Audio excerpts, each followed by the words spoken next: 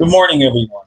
I would like to kick this meeting off by thanking you for allowing me to join you, even if it is just electronic.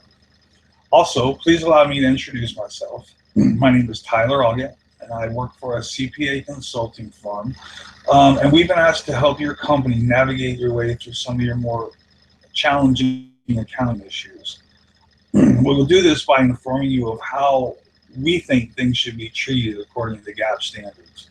And the issue I'm here to discuss with you today is inventory loss. Due to the incredible rainfall that we have endured over the past year or so, not just PSI, but other farmers in this state have also been forced to harvest their corn earlier than they normally would like to. But not only did PSI harvest their corn abruptly, but they also bought corn from farmers that were worried about corn spoilage. They did this at a discounted rate of $3.42 per bushel. And in order to house this corn, they used a facility that was not conducive to this type of corn or this type of storage. And about 20,000 bushels of corn succumbed to rot. So the first question that I have is what is an involuntary conversion? Well, an involuntary conversion, by definition, is a mandatory liquidation of assets such as loss due to destruction, theft, condemnation, or repossession, and the lost property is replaced by another asset such as cash or insurance proceeds. And I feel like this is, what we have here is an involuntary conversion. Luckily, this is an insurance policy that covers this peril. It indemnifies PSI at a rate between $3.40 per bushel, all the way up to the market rate on January 18th, 2016. And the market rate on January 18th turned out to be $3.58 per bushel. Now, the question is, how do we record this inventory loss? And if you're not aware, PSI's CFO and controller are at odds about whether or not these insurance proceeds can be reported in 2015, even though they will not receive settlement until 2016. So while researching this topic, I located an excerpt from Ernst & Young's website that may shed light on who's right or wrong. It says the accounting for proceeds from insurance depends on whether the proceeds partially or fully recover or exceed the amount of loss recognized. Receipts from insurance up to the amount of the loss are considered recoveries. These recoveries may be accounted for when they are probable.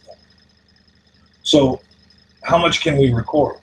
Well, according to ASC 605-40-25-4, in some cases, a monetary asset may be destroyed or damaged in one accounting period, and the amount of monetary assets to be received is not determinable until a subsequent period. In those cases, gain or loss shall be recognized in accordance with Topic 450. Well, then ASC 450-20-3-1 goes on to say, if some account within a range of loss appears at the time to be a better estimate than any other amount within the range, that amount shall be accrued. When no amount within the range is a better estimate than any other amount, the minimum amount in the range shall be accrued. The minimum amount in the range should be accrued. And since our policy will pay us no less than $3.40 per bushel, minus a $10,000 deductible, this constitutes our minimum amount. Well, because remember, we were not aware of the $3.58 January 18th market value on the date of the financials. So you take $3.40 times the 20,000 bushels, you deduct the $10,000 deductible, and you get a $58,000 recoverable, which, as you will see, is far less than our loss, which we'll go on to discuss now. So how do we record the inventory loss? By ASC 330-10-35-1 says a departure from cost basis is required if physical deterioration, obsolescence, or other causes have led to a decrease in the utility of goods. If so, the loss should be recorded in the current period. This is also known as LCM, or lower of cost or market. So since we purchased the corn for $3.42, and the market value of the corn on December 19th, the day we confirmed there was 20,000 bushels of rotten corn, was $3.38. And we will use the lower $3.38 to price the corn for the $67,600 write-off. So I guess the last thing we need to consider here is this an extraordinary item? Well, the 100-year nature of the rainfall could lead us to, to question whether or not the item should be considered extraordinary. After all, it is unusual and infrequent in nature, but effective December 16th, 2015, ASU 2015-01 simplified the income statement presentation requirements in subtopic 225-20 by eliminating the concept of extraordinary items. So at the end of the day, we are left with an income statement loss in 2015 of $9,600. After we write down the inventory, $67,000 with an offsetting debit to cost of goods sold, and we also record a receivable in the amount of $58,000 with an offsetting credit to insurance compensation, which will be listed under other gains and losses on the face of the income statement. In 2016, we will be able to recognize another $3,600 in insurance compensation because of the rise in market price of the corn on January 18th.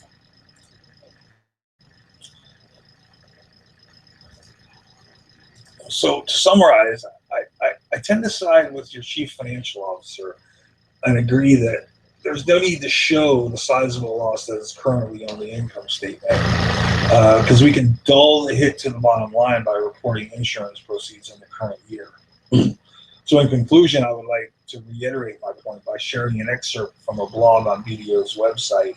In case you do not know, BDO is the world's 5th largest accountancy network. The blog is written by Dustin Minton, a senior assurance partner, and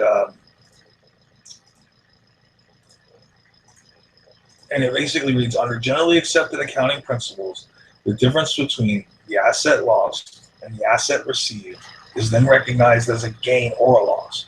If the loss occurs in one year and the proceeds from the insurance company are received in the following year, then the assets lost should be recorded as a disposition from the books.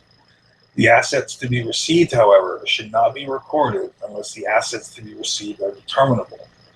Now, PSI is assured of receiving $3.40 per bushel. Moreover, if the total insurance recoveries amount to more than your total loss, you cannot recognize the incremental benefit until the cash is received. So this is going to end my presentation. If anyone has any questions, I will be happy to answer them. My number is, damn it.